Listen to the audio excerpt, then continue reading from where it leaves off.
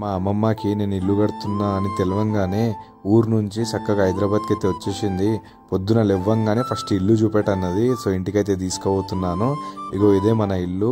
అసలు మా అమ్మమ్మకి నమ్మబుద్దే కావట్లేదు, ఇది మనదేనా అంటుంది మా అమ్మమ్మ. అంతా హ్యాపీ అయిపోయింది. సో ఇప్పుడైతే లోపలికైతే తీసుకుపోతున్నాను. ఇది వచ్చేసి గ్రౌండ్ ఫ్లోర్ అన్నమాట. ఇగో మొత్తం పనులు బట్టలు ఉన్నాయి.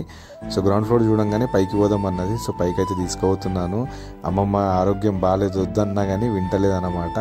ఇది వచ్చేసి ఫస్ట్ ఫ్లోర్ మన ఇల్లు. నేను ఇక్కడనే ఉంటాను.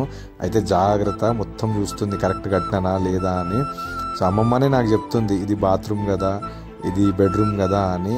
సో ఇంకా వినకుండా ఇంకా సెకండ్ ఫ్లోర్కి అయితే పోదామన్నది. Second floor చూపించేసాను. ఇంకా బిల్డింగ్ మీద పోదామన్నది.